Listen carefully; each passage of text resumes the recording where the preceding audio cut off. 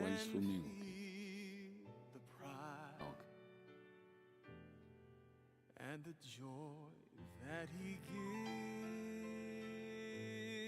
gives, oh, but greater still, the calm. Ore o ke lai tai baku e kako mea ia ole sea.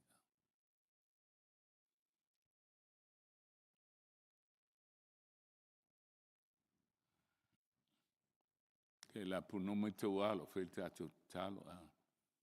Lo mātou tamae o le langi whaftai lo wanga le lei. Whaftai lo lofa. Mātou te banatu oi e mātou e whatau waa mal vai vai. E nā o se fuefu le lele. Au e filifilia mai le lau tele o le lalolangi mal whanau tangata. E bea o ni mori mau maa losi. Le toi tūla ni pāneta. Mātou o le atu lea ngana saia fia mai ma futa mai. A oa o mawhanga i mātou. Na i e tāpena i mātou mo le langi. Ma whapea o na mātou fsosani ma oa o ia mātou e kalisia. Na i e tāpena fo i la tau whatasi mai mātou. Whatasi e mo e le ola e whavau. Lola swafa ua ole mbala uto nei. Amen.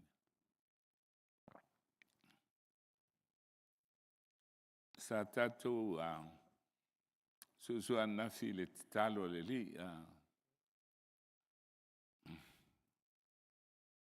Se review whaawawea e pao mea tauia lo iai.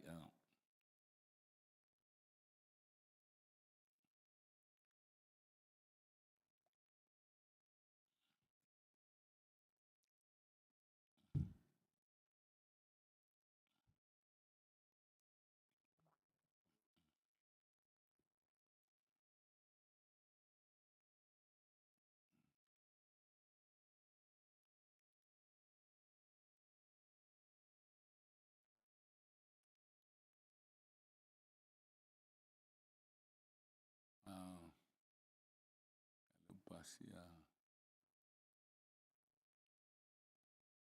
Hopo sutol nenga tai.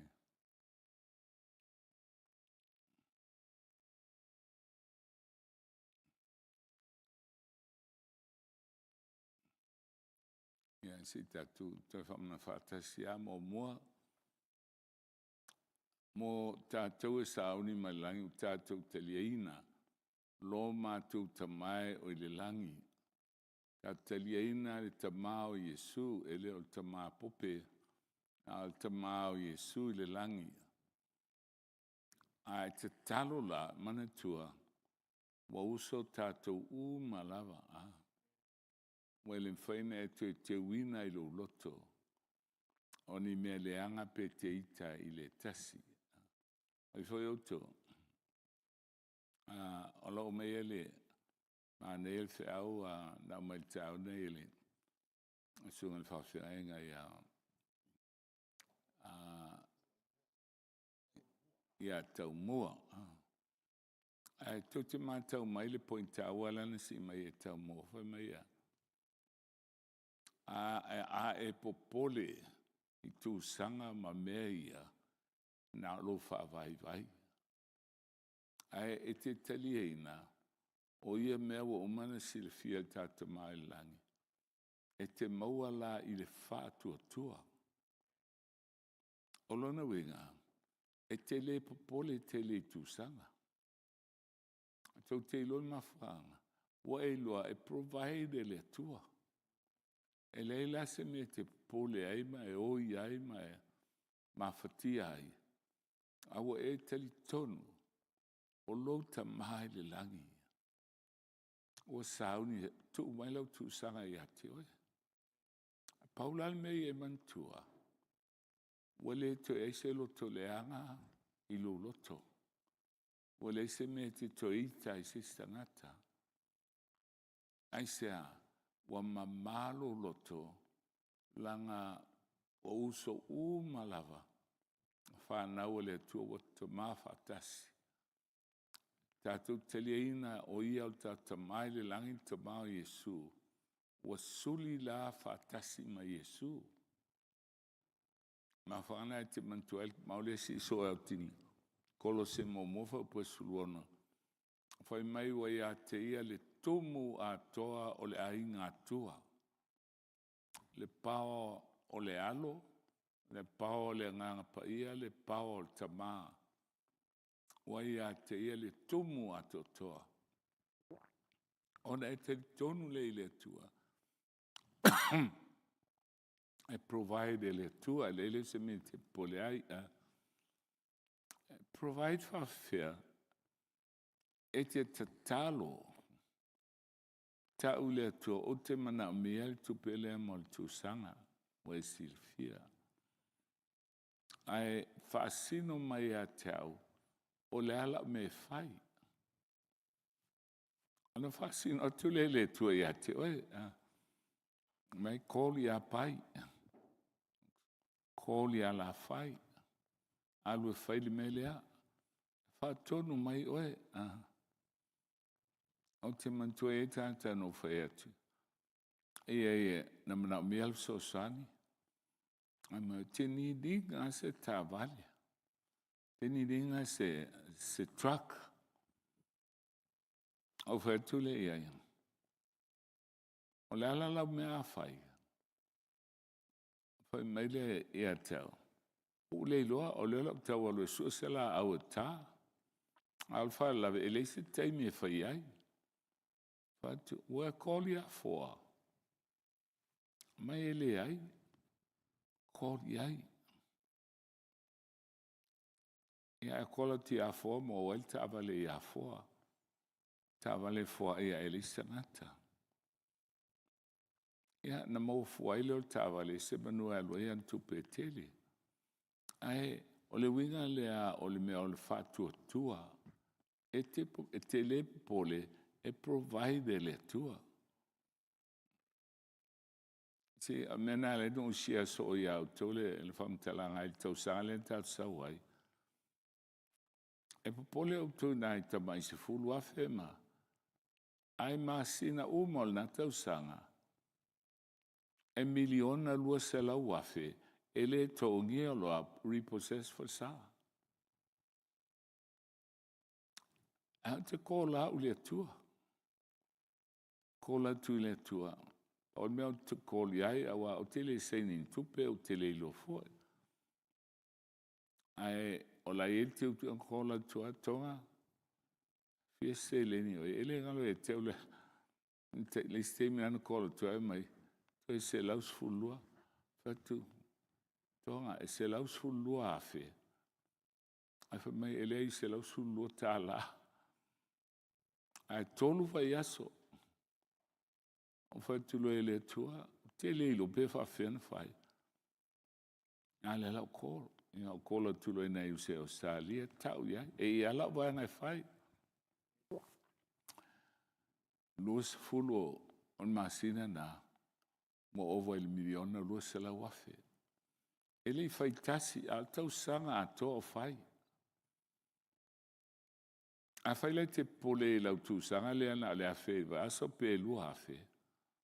It's nothing to God. Al mele mana o ele tua. E mana o ia e loa tal tonu fatu tua ia te ia. Sauni ele tua le awala e provide e wa e tele i ole atu. Wat le hefa na silfia ele tua. Ai mana o le tua fi whaalongo ia te oe fatino lo fatu tua. Mai le ale ai se fatu tua ele fi mai ino le tua ia i tātou. Ai o mea umai e lisi il tae au nei ma ne semina. O mea e lisi lalo e te iloa ai le mafua anga. E alai na le tali le tua. Ma le mwhaina e iloa le mana o le tua. O la umai e maule na whaanga e le tae au le. E le whailaunga a liu tusi o kolosem ta po tolu. Kolose tolu. Galatia, Efeso, Filipi.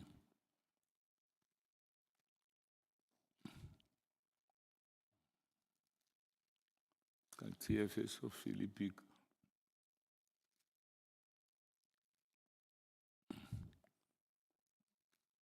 Kolose. Mai fai launga e lua lisi numero whaupu fitu.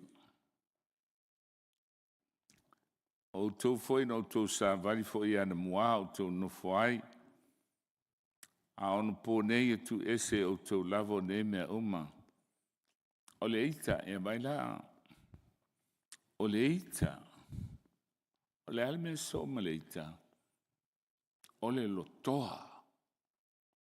O le lotoa. O le eita lea a lotoa wa le levo lea. Ma o lunga levo wa ele lotoa.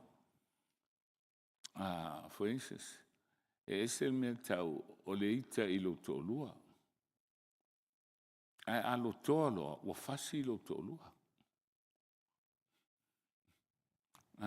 Okay. Step I lunga mea.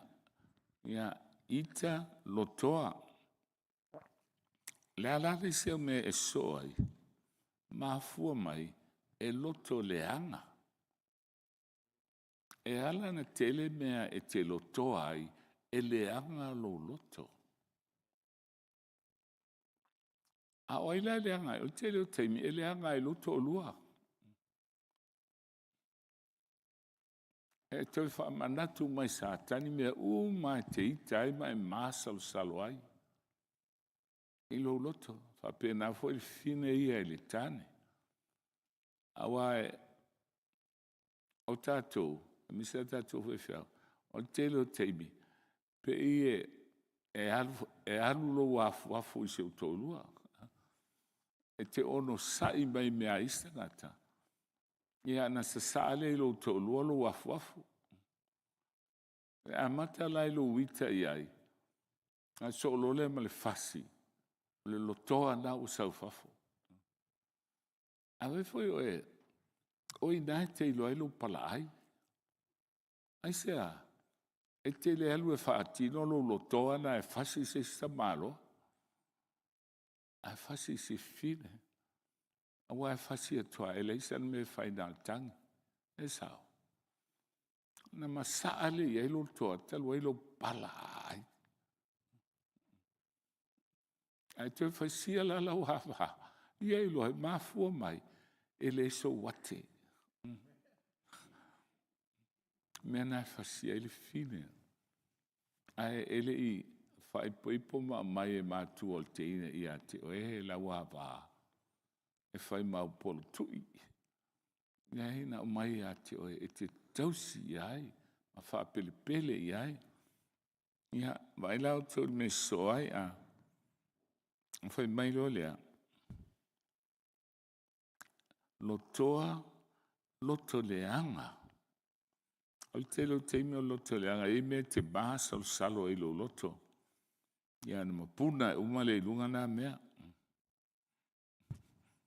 Ele o isi o tō lua o te I le si pō. Ele sasa o le moto e lo ngutu. Ia te I e lua. O le mautupu. Ia o whaila na miti. O lana miti, o whaile miti. O alu malisi whine ai tu ia. Ia, a mea na lai te ulo no loto. Ia o te il pasasa o tu ilo utu. Ia, no atalea. Mafos, le valeo nei mea e itai. Mame le ini me whapena o lau miti. Au te le whaia na mea. Pate e iei mea e te ulo loto. Ele mapuna mai lunga. Pe a nomo. Ai moe loa. Ia la e whau ama o mea na. Ia na te ilo o mapuna mai lisino. Le semi. Whapena foi la tane iei la vaa. Ana foi mai lea o le fionga le tua il kolose lea. Loto leanga. Solo lea malea. Upu leanga. Ma saa mai lo upu usale te tauna tautalai. Ia, mai lau tu. Ma upu matanga yo o tau ngutu. Sau upu leanga palau vale. Sau ma upu matanga. Ma fua mai o le loto le anga ma mea lai te wai. Ai e te whamama e se nā mea tuli e se Satani. A tuli e se la Satani. E te ita, ai whamasani mele o lau whai te auto. Whai meitus pa ia, a e ita aua e te anga sala ai. Whawhiana aua te anga sala, aua na i ngoto le la oa, o e ita pea. O le lape la e o whai a tātou e ta malua, wha maulunga e tauan saule fine, wha to ese mai. Ia la fo e wha maloa te apolo i ale fine. E le fie wha to ese. Ana taua e lesi. La ngoto la. Wha umai a bea. Wha maitis pa i a eita. Lango lea tātou te lalangi. Aua e te anga sala ai. Aua na i ngoto le la. O ita bea wha umai lea. Sau whamtalai au tō ele i umalau talai lea. Alau siape au tō. Ele mea na tutongia i el conference. Le se lau a whe tā la. Ele whaiwhi au me te tisi na e specialize. I mea tau a ingo whaiwhi au. Alau sau ai lau sau re sau nei. Au whaalongo lo e o walu lo i teu. Ele e tau nei se mea tā ua e au mai el nei whaiwhi au. Fuana whaalo e se lau a whele e kalisia. Olo whaalo longa. A wha mela na whamtalanga e. Whamtalanga al tangata lea. Mai o tō. O le secreta le tua. I le whongo tangata. A o twiste Satani o se me leanga. O le ale mea. O le sex. Ele i whai e Satani le sex. Na whai e le tua. A o twiste Satani e vea o se me leanga. A whai meilan tala alua misa. O ono alo misa. Se i o il pōlua mamoena o lua. Ia na masaa tuloa lea. Mai o e si o tō lua. O le mele whapea na whai. A o whingo fia na ofi. Aisea o lawa kam tau. Ai whai ai te milea o lai te ala. Na le misa o lua. Ai whaatali se i lua mamoe whaatasi. A umaluana lua tal noa lea na shea tu lea la u whingo fia na malmalama. Try it. You'll find. O whingo fia na tala noa. Langa pia no whaiatu. O le sex, o le mea na whai e le atua mo le ungali. Ina ia kamta naila ua ma whai na share la problems. O tele lau teimi, e umato e whitangi si la ua, i le valea o mea nei taile si le si. Ai a whai se steimi, ia na le misa lawa. Ok. Se lau wafe tā la, na tutongi e le lotu, e whai na pole almea leina tele whaiwhi au a sofito e te tea.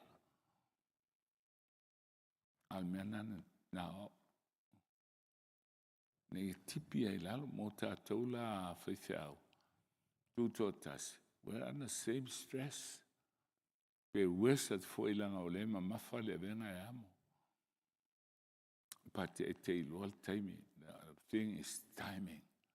Whangali taimi. I loa taimi whangai ina I elfi le mu. Okay? It's a real good thing. E whaise lua te talo. Talo mo e connecti I le tua. A umana connecti le tua na lua mo e lea. Alawa iai le presence o le tua. A whingo fia lea na masa atu. O a bea ngā lai ti ngā ele fine I ati o e ma oe fo ia I tina la inga. E o mailu mā lo. Whailo fina ngalo I lalangi. Ia whaia le finangalo le tua pea na whaia le langi. Fua i mai e mātou i le sunea mātou mea ai tau ma le aso. Tele o teimi tā te popole mea tātou te ai ai. Ai te vai i banu whelei mea na whaia le tua. Ea. E o la lātou, e le seisi o lātou e popole i le ofu ai, po mea ai. Ai tau sia lātou e le tua. I le aso ma le aso. Tātou la e maualunga atu le creation na whai e le tua. Tātou e fōninga i lo nalo. Ona leile au se me te whiwhai pe te pole ai. E iai le tua e tau sia. Pero whatu no ui le vanu lea. Mauro o taolo o langa i se me whapea. O le whine ma ta maite e tau whālai mo mo il whamalu il wholoa. Pusa aisa wana o whang vai mea lai ai. Le aise mea ai. Hu lei lobo o whiala a sau e se tupe. O alu loa tala no i le tua. Ta no tu ai patua. Le tua a whai o iai ai la ngona o mai si le fia mea leo teu iai. Tau mai se mea. Ia teu pa u patu a pa awol. O le Hawks e lo whataia o to e lo o te ia ai mai le nā aso e o mai le so po le ale vanu o teo iai le ale whainga tau teo iai o te ilo a while mulo loto lai sila lo o tua pau al meo te pole ai na i sila mai le tua o whaia se mea e le tusa ilo na whina ano pole la lea. E fwai mai e mātou i la senea mātou mea ai e tau male aso e el tau singa le tua. So wha awa a whaitou te whamanga luinati tangata ia la tau anga sala. Whamanga luina fwai o tau e lo tau tama e langi si. Whamtalale le story e tasi tau te lo le unga whamtalale whaitua. Au tele masani ilo o langa ato i se mele ta o le esi. O tele iloa esi sesi. Aina o tu ua o mātua o sifuru tolo o tau sanga o alua o ngai fiti. A abatupe po tongela o nga. O te toe whafo ia. Tongi au lau ao. Ala o me sa whai. O te alu au mai a whanua o te iloa intia. E ele manongi na esel fifia ia yo intia. O alu loa whatau mai uma whanua la utonga o Samoa. O alu lesa sa umai ulo. A wan whatau mai whamanongi na intia. Ia o sau loa susunu meltai. Ia utu loa whang suau. E matua o fota maiti. Pe ai sa e abe o mau suau se longa wala isa o suau. Fatu a fatau se la tfang suau. Ai eleilo o me fa manongia intia la tfanga ai. Na so sonia oh yeah, I like it. Yeah. E ba wala wa tu pe te o lai, fu tolo te sanga. Wo ma sani la. O te sue a o me o te o lai. O lua tu se no se e o maile te tongi e le tai lava. Ia. O whai atu i tele la o le aini ngā luenga. Tō mai. Ia no o le library au mai eile tu si foi le e whai ei pa o fale. O vai tele fale e whai pao. Ai te tulu. Ia e whafola ali tu si by library. Ai whatei tai e whai ngō. E whai ngō fale e mawai se tupe. A wola na matuale ai a se tupe. O i fola il fono talo i le siva veao. Ia o so ma te tiema mai ma le si ma le tai to ino le kalisia o kono te sau avea. Ma fo ilo il fale. O le se tupe o tu el kesi. O lo pe a tole tolu il fama ile mama o me antau fofu ile isi se los fulu tuelkis atau mahanawa o lo tau te lo mele fa toi ya toi ma ya le tu la ta vale o te topea lo fa tu sa esa o los fulu se o te lo que si tu va tu ai ya tu mai lo los fulu ya ta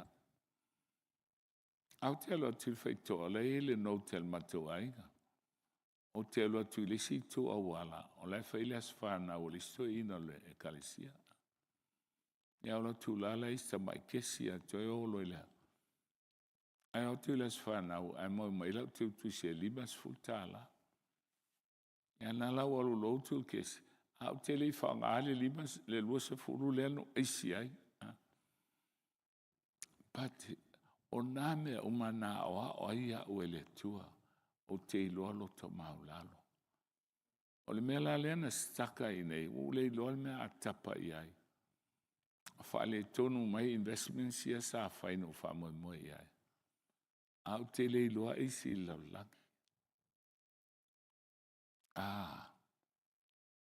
ele ngalo te usfe fe o le ro pati fa ia tua o le sile te fa sang tau mai ai te o fa matalal me o tupu ai fa melan tala pasa Elo eli fa tasi ana e fa to ese mai il melena lo kalu afin afa tu oi talo fa pasa olo na winga se vai o le atu manatu tati tau fa tasi ai le ai tau o ele tu al fili o fe se be le o pa u la be le fana ai fe mai wala lo le fa to ese mai na ya tia e tau e mali tau e au e fili le au le tu e nala o mal fono e te call mai fa to ese mai pasa na call o ele tua fai mtanga luenga sau mai la te miliona o le ala vatu la miliona mo moa ai o te mai tau i mtanga luenga Naka o mena na leina kolo o ele tua.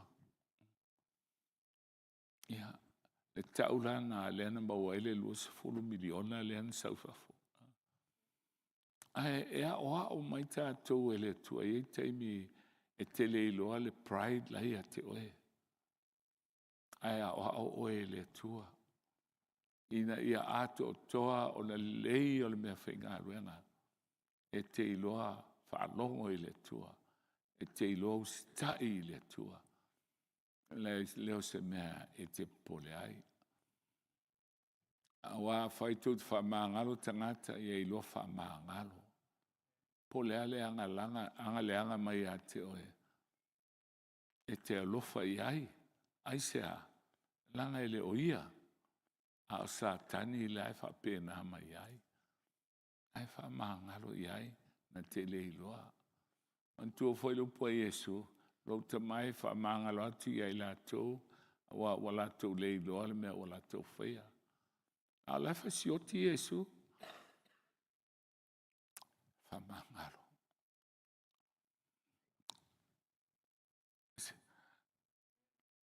O mea umai e whaapitala atu, o mea ia leina whainga tāna, ma walau tu sanga mai popole. Langa o leu hao o mai ele tua mea e te tau na sui o tātou o langa. Ina ia e whai atu i le tua matali mai le tua. Kau tau ana pongi a wana i matu whānoa noa. O pēa o mai a.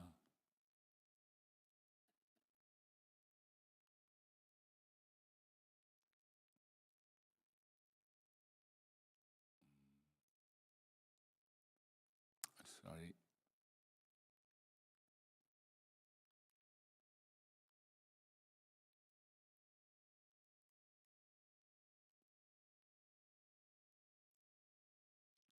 O mai talo le li. Ia, leo mai talo le li a. Ia, lela o saulisi lava me foi lea o le foa ia pe anta toka waina le mea nafi.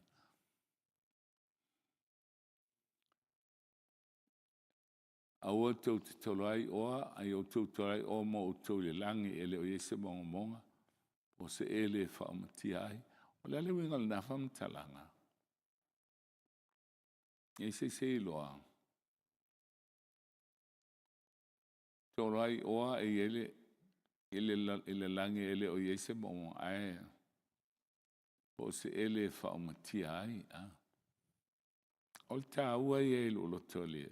E ele ata sa moa fo ile saa lea na i no tilon to lua. E lo to matai fo. Ia na alu lo le mo ave le aingon fine. Pe i mamal le aingon fine. O no le nei saa no fo ila to tene. A lo tu mal nei to a fe atu lana laua. Ia ile aingon. A to te nua lo to lua. E sua e poa ale me tanuai. A tau tuilunga o sela au e ai e manufele. Ai whamol mole. Au mailo to lua. O te wina ilo fatu. Ele mawhai e se bea o na pai i ai. Ia le anto o mai ale o si on to lua alu pasi ma to hawe tanulona. To lua al tawana i o mea a pele ubole ai so mai.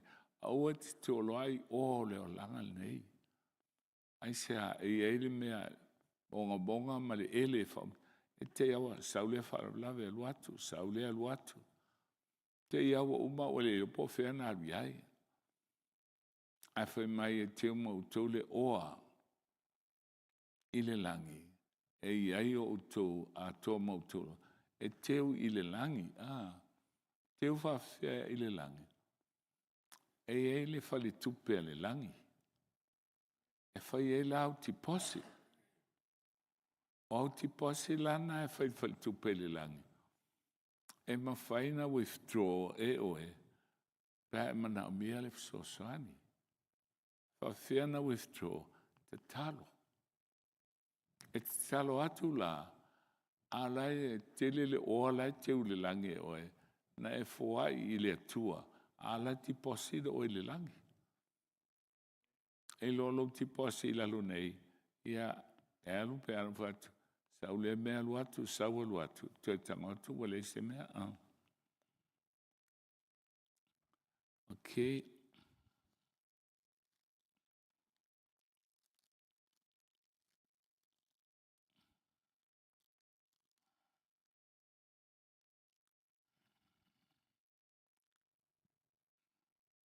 Ole mo molte Salonia tolu.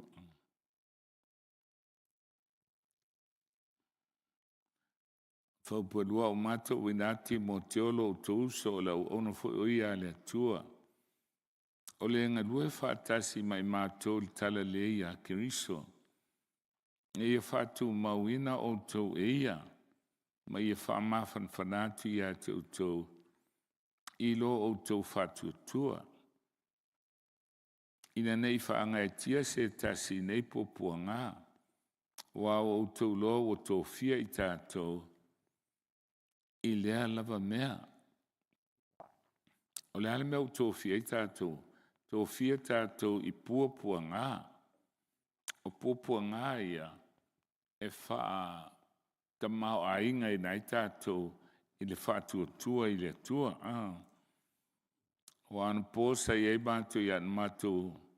Mwai whai ati a tau tau la o mai puapua ngā. O whapeon tau no o mai lawa o tau loa.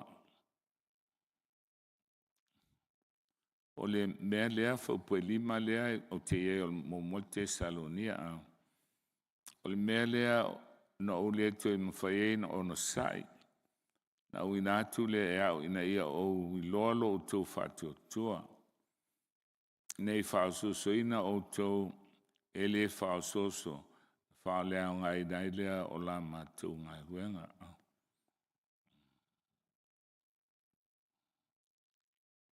I ele whaupule i lalo.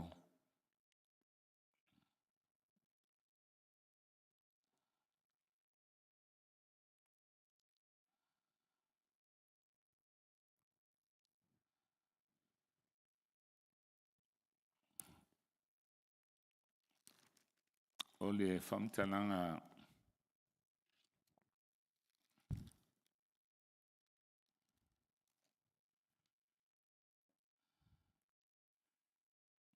Kolose tolu leanta tu iai.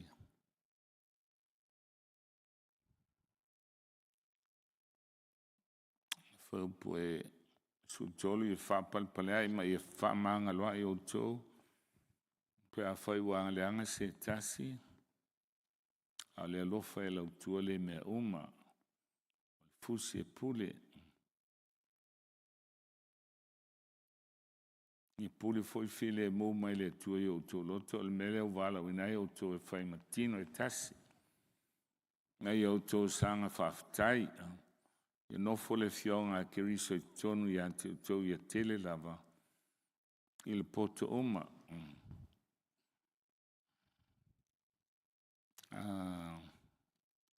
E ele foi pulea e taua i lo loto. Ia o le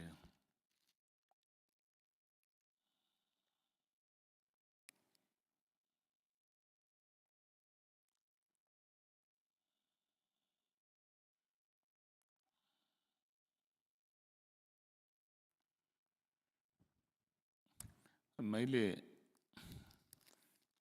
se me po mo se sia le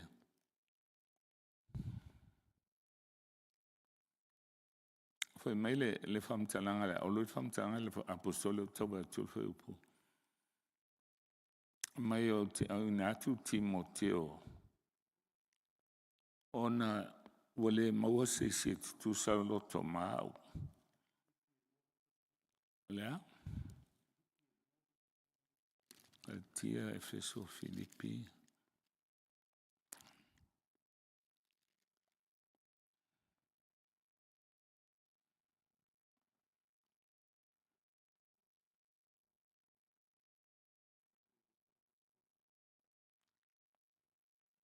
o fa pelus fulu Sfuluiva o te fa mo le lio Yesu o te vabe au inatu Timoteo ia te o na ia fia o nei foi pe au lo stala ia to awa ele o ia te o se tasi ma te loto fatasi na te tausia fa maoni mea e manui ai o to awa e sa ile i la to uma a la to lava mea ai le o mea Keriso Yesu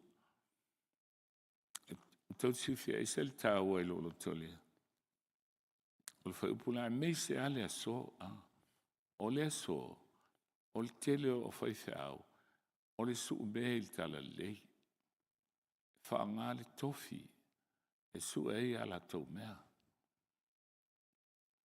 e le fau e o la il teimi o Timoteo ia mai a Paulo il teimi o Timoteo na o Timoteo ale tutusa maloto ea ma te mata ma pui mea mo le ngaluenga le tua a o whaiwhi au uma ma na o suengo ala tau mele whai tau teilu o le fono le amaton whai newo o whai se uofo langa o le mea na amata mai e tatou lotu e whapea mai ai la sona amatai o te loa langa ona tu sial whawai so se amata to local level ale kalisia whaiwhiau o lau lotu lua o le teu tupe lau lotu tolu o le taitoe ina lau lotu a sau matanga ruenga taitai matanga ruenga teu tupe al matanga ruenga taitoe ina matanga ruenga tolu a sain a lotu il komiti au taitai il komiti au teu tupe al komiti au malona sosoani il komiti au o taitoe ina o le komiti au paulea a le so mata tua ila lo tau lunga. Wa te ia wana alfa fi awa mal te utupe. Wana alfa fi awa mal te utupe. E o el komiti awa ia afa e tua lali tai tai. Ave se la wa fele o la iam se loa. Awa foi ele ni ripoti e fa e tua iloa. Tua sui ale kalesia. Aina sila fia ele tua. Fai meile o lepua. O le teimi o Israelu. Sa o ele tua. I munga la malvevela le tinga ina. O le una ele tua. Ele teimi o Famasino. Sa su ele toto. Le Famaoni ele tua. A teimi le ta te ye nei. Ele ai su el tupe. Ta te leo tau ma se si no. Ai su el tupe. Fa mai ale apostolo e nei. Na o Timoteo ale tu sa maloto. A o leo whainga aluenga atoa. O le suenga o la tau mea. A whawhel tātou o whainga ka. O le atu langa o iai. Sue o tātou mea. Tau whira tau o tele nei au tupe o no e whaiwhiau. Ana ele whaiwhiau ele ni au tupe a pē mau. Ai o le luinga nā lewa o mai a te tātou. Ola, se o whiu e tau wha sao mea. O te leila wā fo i whaito. Pei au nā se leo e tasi fo i lea ai whasanga tau mo mai. A mena leina o mi fono o komiti au. Le fin dau ngai mea ia. Ia aola ia a leo sta i altangata ia. Te lia ia ma le tua. Al te imine o tātou ia. Wa sui. Ai te wa ailau e kalesia. Wa ailau e kalesia. Pe fia saini lai ai. Fai fiau te utupe te teito ina. Menan sawai. Wa ilma tanga luenga. O oele fai fiau te taim tanga luenga. Te utupe te teito ina. Simple ia ngā luenga. Nena sawai nei tau sangatele. A ole a sola. E mulinga fo ele tau ala fai sa mo ala fas male. Ale fas male la tau o tai tai. Male tau ale tau nei e tātou i e tonu. Oi tu mai e te ai te to i ai. Fasa ole oe. Okay. Ea.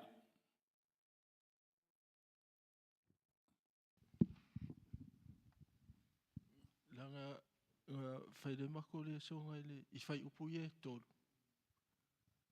O le sfulu iwa, o le lua sfulu ma lufutas. Ea.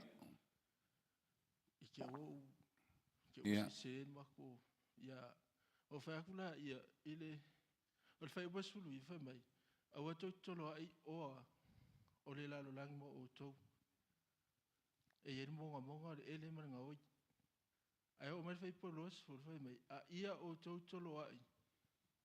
O amo o toi le lang. Ia. Ele se monga o le ele maranga oi o faturo la ia. Ia. Pe ele o mama fai le monga ma le ele. Ia. Ai o ngal fai upo lo furkas. Fai mai. Awa me ela o to e a to mo to loto. E foringa mai o me la fa sa ele atua le oa fa le tino. E popole le tua I mau tatou loto I le oa le tino. Ai fa me tolo I le oa fa lenga. Ia aru ia I loto I mea fa lenga. Ia, nai sao. O le tele o teimi. E ala na whaale tonu tātou I tūsanga ma mei e whai. Ono mei e vai e tātou. Wha mua I tangata o me mana o ai. Ai wha mulmuli le tua. Vai whau tau tāua lea. O le mtau pūre a toi liu la tātou il tusile o mātei o a. Ile launga lea a Yesu.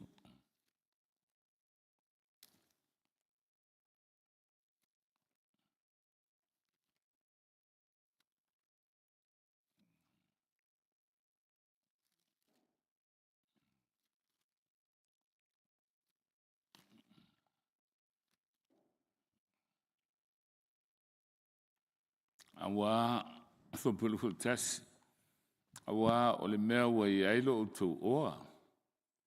E iai a toa fo I mau o tau loto. O lona winga. E ala na ele va aile a ao le tua. Because e mua ilo loto a oe mea. E wha mua na su eo mea. Ai wha alona lua le tua. A vai fau tau le fō. O fō le sa fau po e tau tas.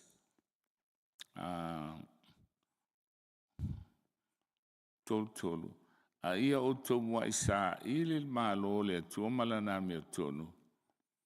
O na wha popo I nātu lea o ia mea uma I ate o tau.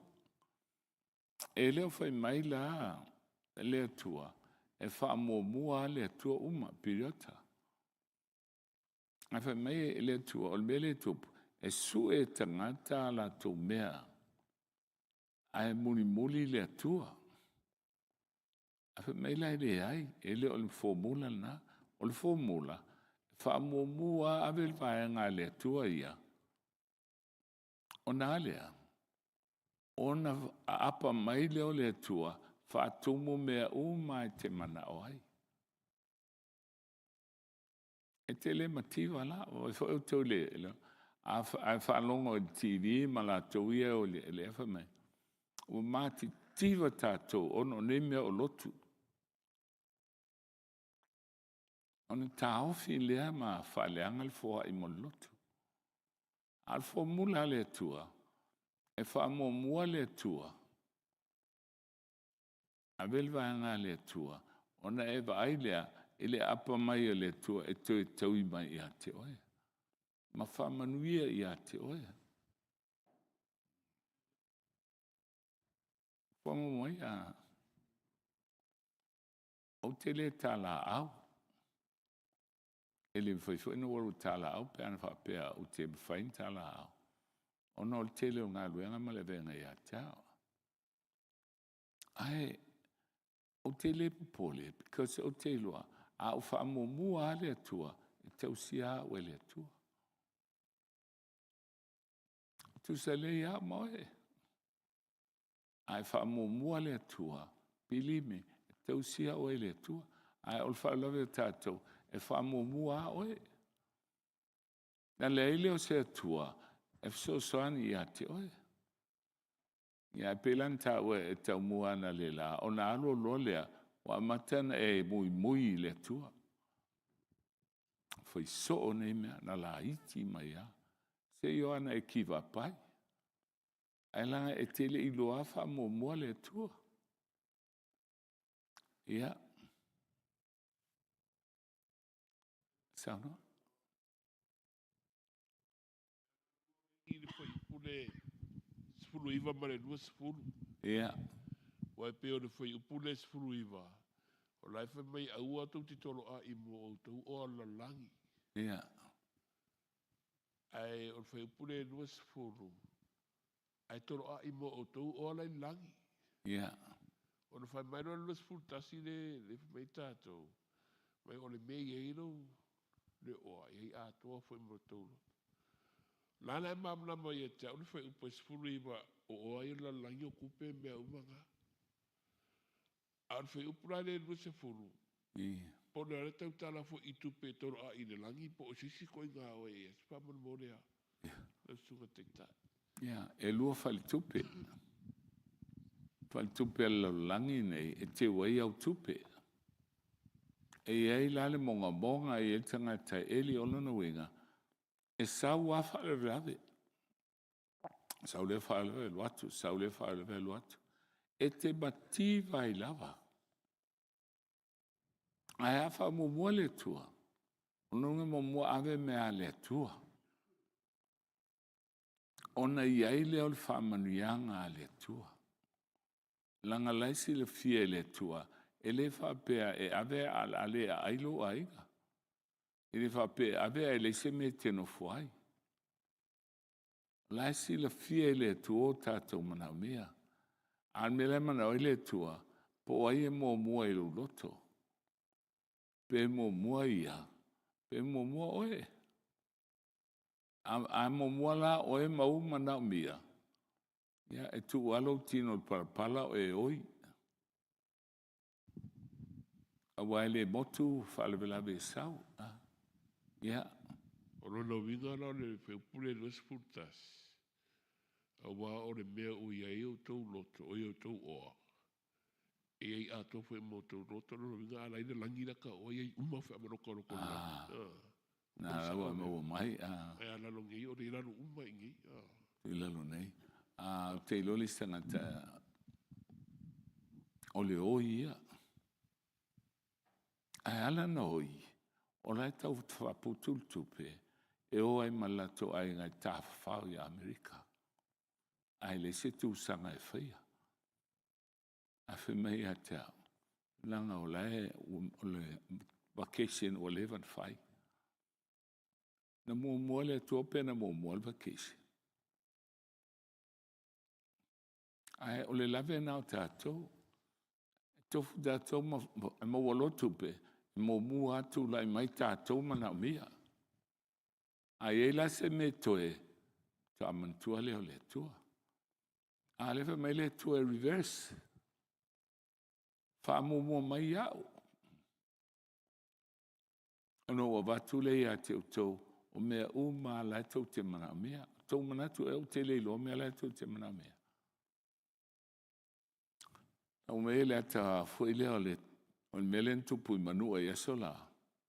O atu loia tale fii ma au tau o tonga. E mana o e tau tui manua.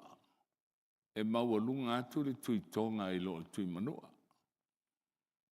O atu loa oso loa. O atu a ele vai saa tui manua. Puna lo i tonu le tui tonga. Nana puna atu ai tonu fao ai woti.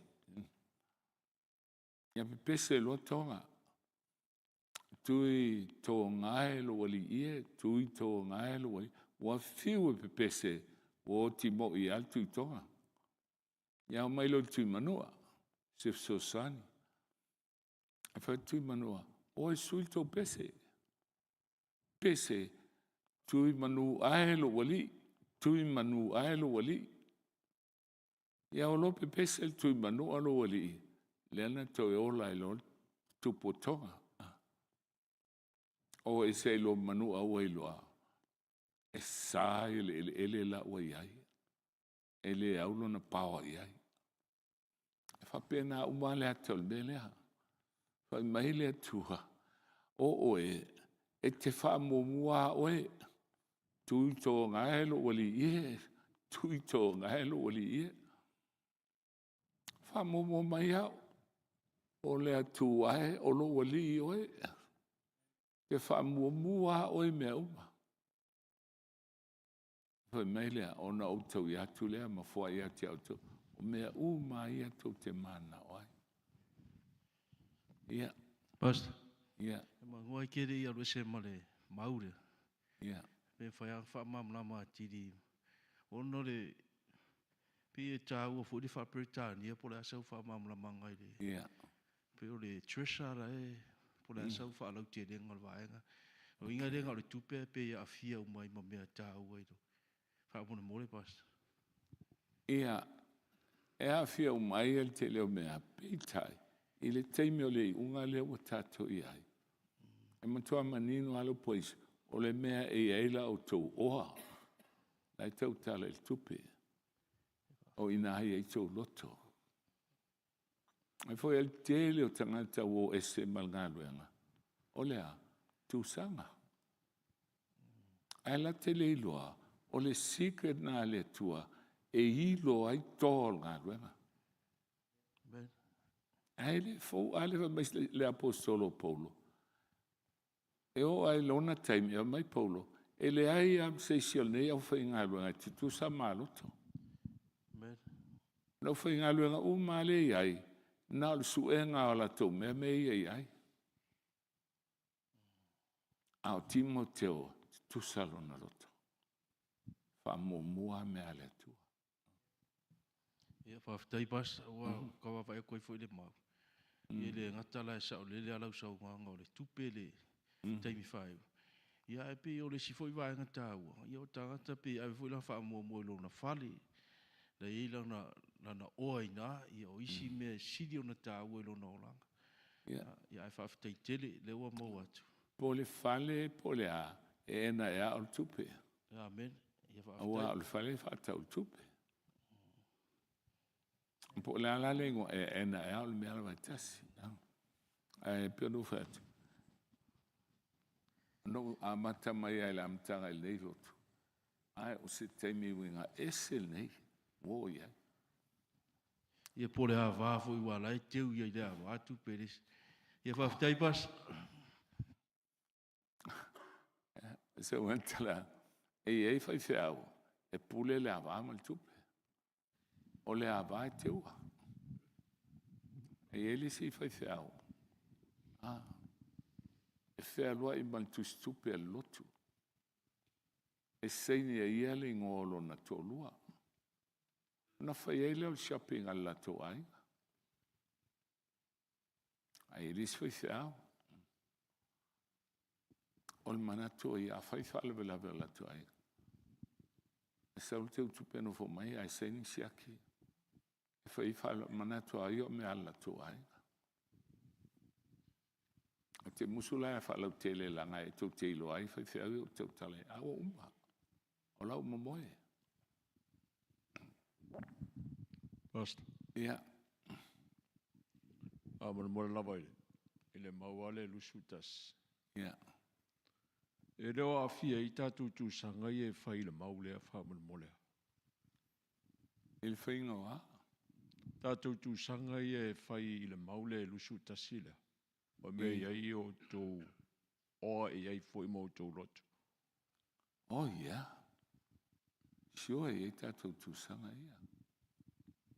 A o le al tū sanga. O ni mea whatau e ni mea tau ai. O mea le tua. Tau whamua le tua. Ai whamua mea tua inga. E te oti au e polonga. Au tū sanga. E whamua na mea ngā rua ngā le tua. A umala na alu lau tū sanga. Ia nai saulo tele oi. Vai fai o tō le whaingo fia. Ta si pe e ale aso mo le tua. A isi aso mo le vai aso. E te alu su e mea mo lo aiga. A e o al nei aso e ta si pe al nei aso. E le ma fai lava. E to e a apa fo i ai. Ai se a. E wha mo muale ainga. E le wha mo muale tua.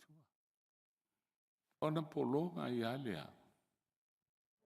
E fio mai ai su. Tau maalua fa pene. Alright. Ke ese sa tau sili. Se le o le taua ia le o saunanga le a tau mua ana le. Mai o todi o tato. E vea tu sanga ma mea. E whawhai a e le le vā. Give up. Ai vai fa pena. E le fa manu ia le tua. Ai sea, langa o le tu sanga e su e ai lo fa tua tua i le tua. Ma lo tel tonu i le tua. E le ma faila ona e fa tua pe tel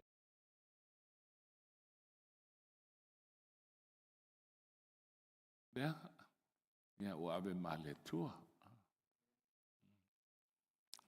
Lo te watu i se usole ia folau. Folau? E tofu a oe. A oe te ofo. Ai toe awa i mai umana i whanau tuai fo ia. O aso la. Ai toe mai umana. Ia e a whamo mua la vale. O e leilon me le a whai. Ai e te ofo ai sui. Whamo mua le tua. O nei vai le ia. O sui le mea. Wao ngā matamitia i ate oi. Ali ai, e ngā solo mai a mea. Ia. Ia, te pastor. lo wa foi le wa pe o le mele lo tatou masani mai ia tatou tu sanga o le meale mal me mo ia eu te lo le lo ma tatou o le pe wo no mo al mele wo le toe a foi le o le toe se fa atu o ia wa pe ata ulo le pe lo le afele wo ia le tei wo mo tino a pe ia o le me foi le ta mo ka le fale mo como ki wa ke le fale ke o fale pe foi la le afeta la iva so mo e se me ese mai le namia pena o le o a su e ile me le mal tatou loto ia ma a pe o le me ale ke le ku ia ka ko tu sanga pa lo ke lo e u ia mo lo vai o me ia se me fu fo ile me ile tulanga le wo ia ile tupo fa tu tangata a le si levo mo lunga ka wonga ia e se si me e mfai o ia e se mai le nga tout se fia lo fangale si o te lo atu po ina i fiawe ala taking ai le kalisia le kato langa le man malea o le mentupua wa ave nei le fiawe na iai ia wei au falongo tu o la le afono o toe nei na o te akono pauna le sesi o fa tu lo isi o telile o sauni o alu o ave recommend lo ya but tu yesione ave iai so fia vai polale me o ilo sione fai inei te mi umana mama futai ya alo tu lo sione ia ai faili po te tupe pe umana uma ave mal fai fiaule na alo fati o la utala na fai afa melantala o fai se mutu amad na ia tele o tele fia take over se lo tu ilalo ni afo istranta se mena mana ia a matato famoa tu te lo la o katola o lidinga nei tato o katola o lidinga nei falso ba atola tato kawali tau sanga lea aisa e fa man wia le tua pe a fai mal fia ai o la foi fai la tau me alo fai ave tangata mamai la foi fai la tau tu si ave fai la unga o atu a o seta la tau prokalama e mu atu sanga ia ave ese ala na mea a po la val mea pe e fa manuia ele tua a fai la ma fai e kato na mata mai le fua moa la mea tato tele ma fai ai e sim tangana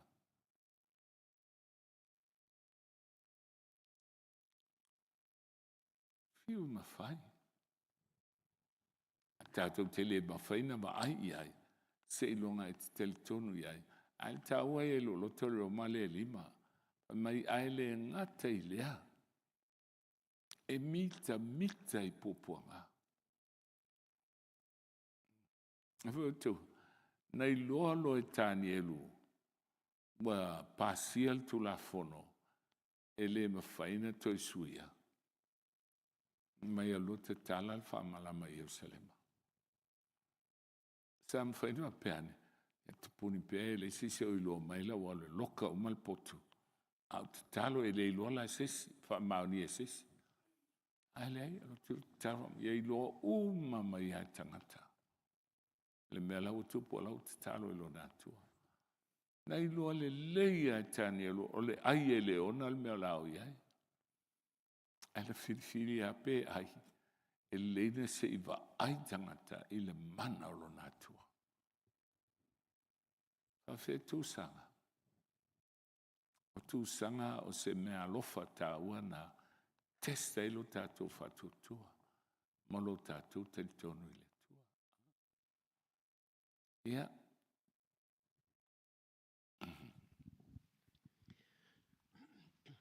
Tai tele la mula no sunga pasta.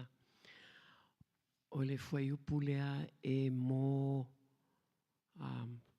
whaiwheau only mai lātou lea e o tō tāpunga a o le resto le kalesia wa o isi le mwhaina o le whaingaruenga.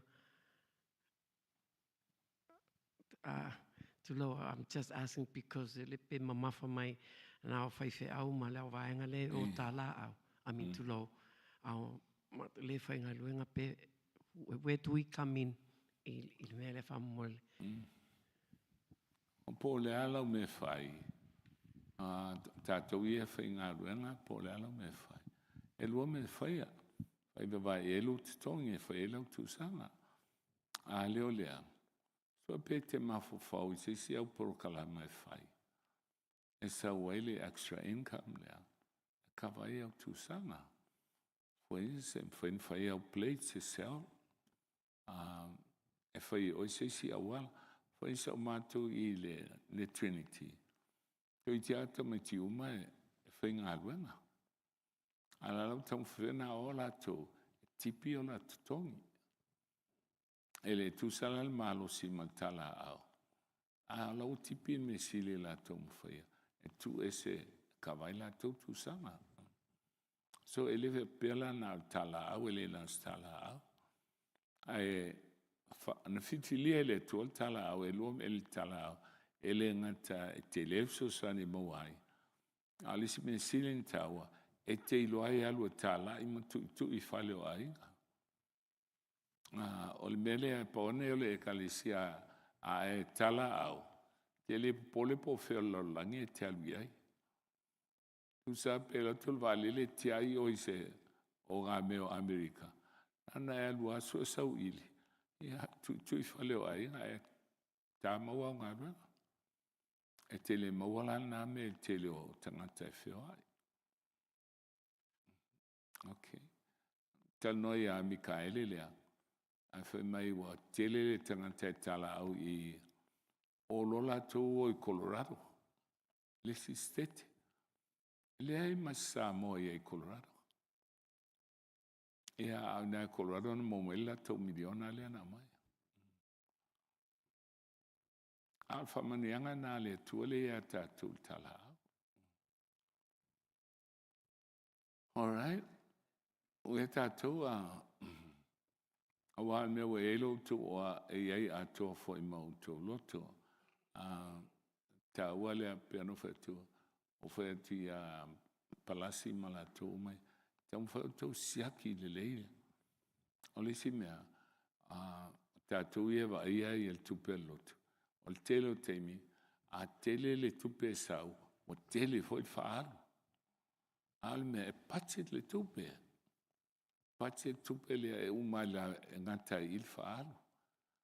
A mata de sefe. A mata lan sefe ona tupu ale i lunga. Ia sele ni a whai o le tele e at. Whapopo il whaaru. Le ueke la. E lolu e ewa tangata vai vai. E tam whai pachet. Ia.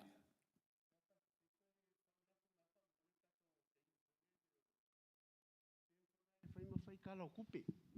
Fa mala mai ka ngaka mai lo ai mela ye kupe. Wa wa. O fa lo ise kale si o fia ka usanga ali le kala kupe fa. Ale ko fia fa manga kupe ma le fu ngalo i ha le umi le ma fa kala kupe ka mo fa e kale si ma. Even fa matanga wenga. E tauna fa il tala to every 2 weeks. Tuai. But every week. Or tawal every week. Wa so mai malama tangata. O fo tole le pole tu ele tu sile o Samuel wa. Fa mai na fai mai le tu ya ta vita. O le pule tangata. Ia ma fai mal malama me uma. Ia pei o le susulu mai o le la ile tai ao. A to ai lunga o le mena tim e ila. Lunga one iesi na me nomi. A ia manino le lei. Alupona le tua. O le pule tangata. Filia tātou e le tua e pule le kalisia. Ale requirement le ale tu ia tātou, ia manino ma mea uma manalama. Menan saua ele amtanga, tolu asaini. Teu tupe, fai se au, te toina. Ia vai o tu mele ale sa tupu nei, le ne sa mai fi le ata te polonga nei. Komiti awao, o au sa saini il tupe, mol komiti awao ia. Teu tupe, ia male te toina. Alfalu lave. O mea ia na vevesi el malole na lokailu a fine. Wa vesi ai mao. Ia saulole stangata tofi mai el malo take over. O lana me mumua na vesi. A vesi lol saini al te toina. A utoi nei na wao. Ai a maisi aki a tau. Ele fatu muina. A mai na blank check. O fetu le famul mole. O te le bana o saini din blank check. Na me lo kai au fal pui pui. A fatu musiaki o fea vi elmelea, fea vi elmelea. Ia aile ai. Umalea masina o le mea lava etasi. Fatu no fat foi le o lo la sao. A vese lo ngoa. A vese lo ngoa o tele fi alu lo kal fal pui pui. O tele lo o fea vi siakia. Ia a vese lo ia lo ngoa. Ai alu ia saini ai. O ia el tai au au ngā ruema. Ia mai lau tau. O mai lolo ia pio ia o mai. Ave lole mea na lewa klei mai lo si o si ai o mai le so. O ia el tai au au ngā ruema lola. Ia le ala polo mai ia tātou. Al mena ane tupu. Lai ala ina whea loa isi o si ia ma klei. O ia ele o toia. O ia lau suitu langa ia tau. Albea na fai elista gata. Me pepelo. Ala sila ia ile atua. Ai ele teimi. E tau ia ile atua. Al teimi nei, mota atua ia iai. Le tau fai atua, toi tau whaasa o li leile mea. Au ia o telefia seini se mea. It's all right. Pauan meu tem nau ai. Ia alu le mea na sau ai. Tolu saini. Awana i whaise mea vale seisi. Ia.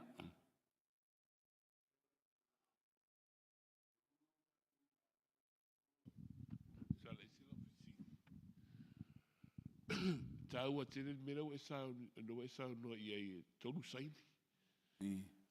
Ai mo mātou nei o au whaingar wenga fōu. O lea na ngata alo ui lor te mira o tui ina. I me hui o tato e ka le si e restala. Whapea mai ana restala. O na whaine o lato IRDs. O na tatala leo lato tu Super Bank. O le iro saini e tōru. E na vea lama mātou nene ia iasa mātou IRD. Ia a kilia lol tō IRD napa. Whai lol, nelda. Ia peo la usiri la po ai tonu le ngafa marvaenga la fa mon. O te loa la e elvanga le atonga ma paimalanga du elvanga le a. A tonu tai kilia la tō mea fsili te utupe. Ai, o la o tam whai nei. Ia le stala o mātato au lotu. Ia le umana le stala whai la tō bank account. E issue mai la malo le IRT number. Ia IRT number la na o lunu establish il tō lotu. O e la le whai whiau. Tau ni seini. Seini lau tai tō ina. Seini ma te utupe. Ia.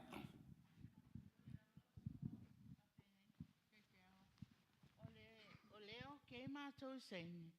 Ai ponga mātou taitai. E le se akia mātou account. O na maua lea ua tele maile mana o I me fai. Ai le sila le account po lawa se tupe pele ai. Ia, mea nā leina i el teu tupe. Whamatala il whaiwhiau mea o lai el tupe. Ai, a leo ia, vai po i el tui teitoina. Teitoina whamatala i ai.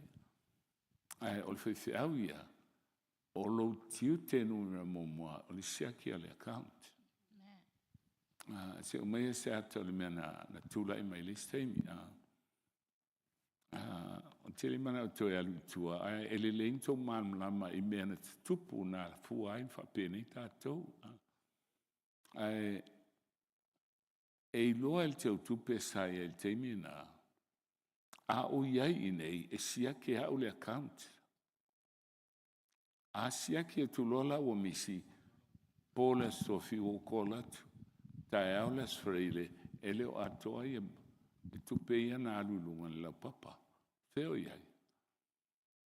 Nansu mai o pasa, o lo pai lea, tanga nuele na whanoi mai. E mai tau anoi lunga. Na whatia make sure e siaki. E iloa la el teu tupe. E follow up e au ia tupe ia tonu. Ale lave. E la teimi e alwa ia o tamilo e whafo i le building o ngā ruenga. O isi teimi e tai a tol tausanga o umal misiona i whailesi misiona. Al teimi la le alwa ia o whafo. La la wailoa o whaiwhi au ia no e le se kia e la tau. A whaila reporti e sau sao ali reporti el tupena mawelwa aso. Ona watu lea ele ti posiringa. Ai teo lona fale. Sau lesi vaso al sao. E umalal masina, on manatu o le kalisia. O tupe umale ala o el bank.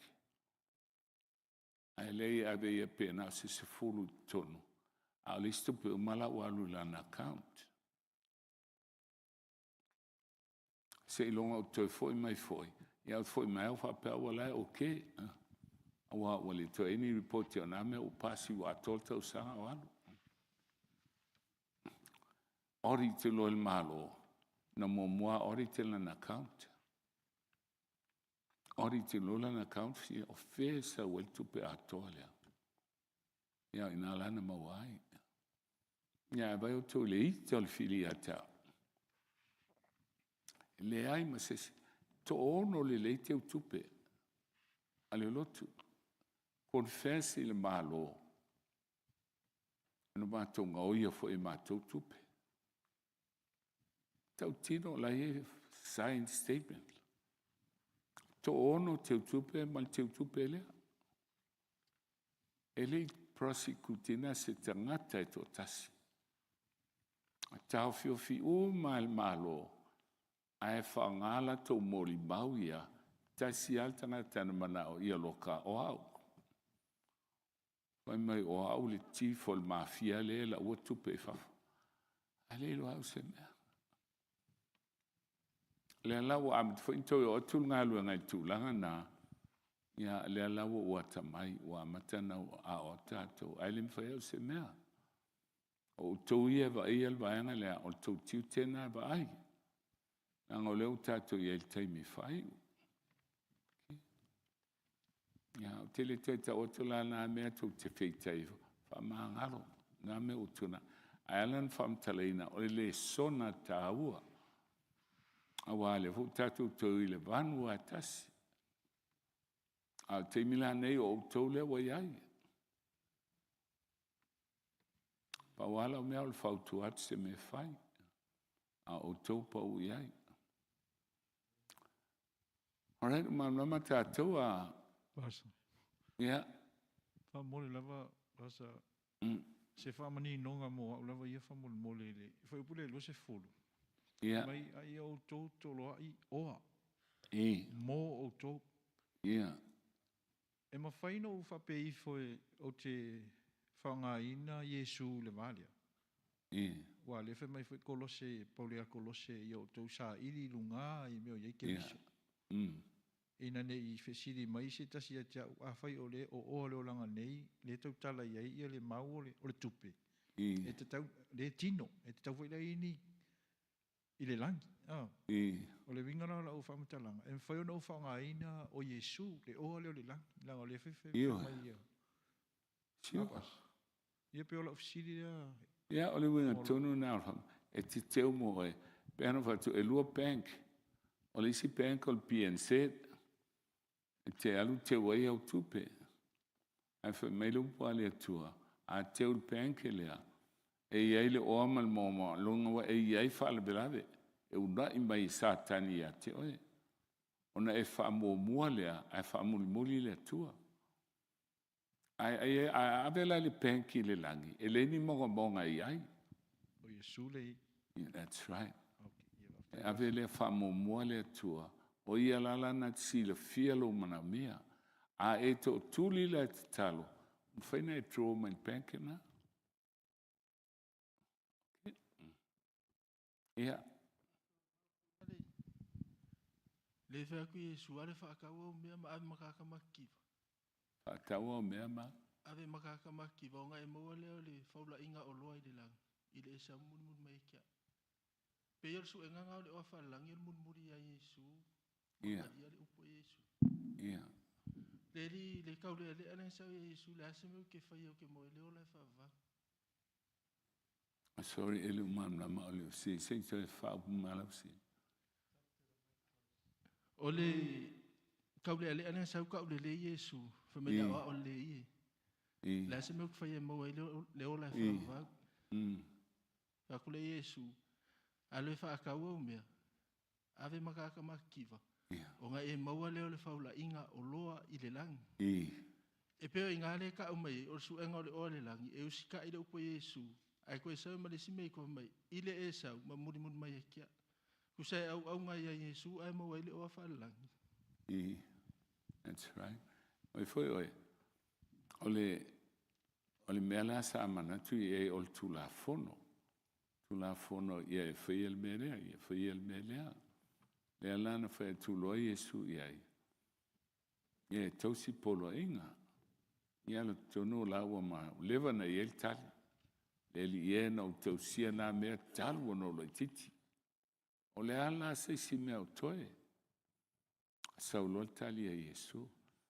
Mea umalana e pele i lo loto. O ngā luma mea umana na e whaia. Wa le leitele. Ai alu lala ia. Seol mau mea na teu. Ave i tangata. So sani ai tangata. Ai sau malele ai o se mea. O lo tamai le langi lae. O ave ai. Ia fuli lofa mai o liutua. Ai sea e tele ana mea. Langa foi maltis pa ia o le mea iai o lo loto. O lo loto lai ana mea i. Ele mana o la fai mea la e sel. Ai ave le langi. Tau mai le langi. Ia nana ta o tu loa mea le alu. Ia tau lue selo malfanono. Okay. All right. Se tau o tatou seminane peno fatu. O seminane whawhitai au ia Yesu. Awa o Yesu le whail tatou a oka. E le o au. Pauale mea o le tatou ko o vai se. Ma ina isi mau e whaamanu matili ai. Ai ana i nei Yesu ai le uili le i. O le aonga le aonga i tatou. E umalal vaesa ne wailo le apa already o mo langi. Okay. Testing. Hey, Pastor. Yeah. I have two questions. Yes. And it's off topic, but I feel like I need to know because it was asked in one of our visitation, and so my first question, or the question I was asked was, is heaven perfect? Is heaven perfect? Yes. Of course it's perfect. Okay, and so I had answered it and I said yes, but it led me to be curious, and so I was curious, and I was thinking to myself, if heaven was perfect, why did Lucifer gather the third of his angels, and the first sin was committed in heaven for why he was ascended down to earth? Yeah, okay. It's a good question. It tells me you're thinking. But that's why in the book of Nahum, the Bible said, sin will not arise a second time. See, there was a problem, and the problem was simply this. God could have just wiped off Satan and his 1/3 of angels. But there was a problem. If those angels were wiped out, the other 2/3 of the angels in heaven would live in fear that if any one of them step out of line with God, God will wipe them out.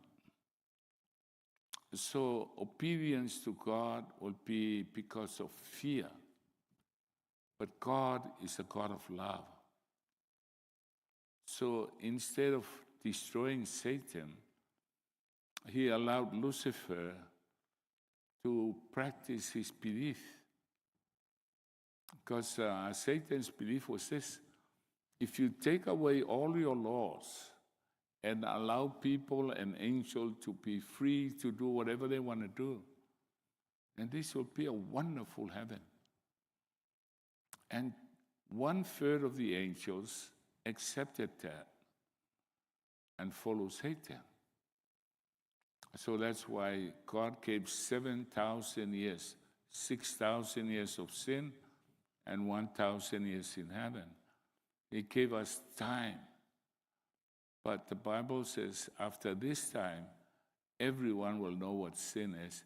So God will not allow sin to arise the second time. So this time, we'll have a perfect heaven because there will be no more Satan forever. And God will not allow another angel to do what Satan did. Okay, thank you, Pastor. Okay, that's good. That's why in this chapter it ends with, be perfect even as your Father in heaven is perfect. Because we're going to have a perfect heaven. This time, there will be no longer any more Satan, any more Lucifer. They will be destroyed. All right? So isi tātou siria, waila tātou. Okay? Lo mātou tamae o ililangi whaftai lo lofa maluanga li leil nei tae au. E mafuta mai mawa o mai peia i mātou. Ina ia mātou ola i se soifuanga tāua. Soifuanga fia. Male ola tu inatu ato toa i ate oe. Vi ia lo suafa i Yesu. Whatupuina lo lato fia i ate oe. Se o laso matalai le langi ai e fia mai. E vi ia lo suafa i Yesu. Amen. Okay,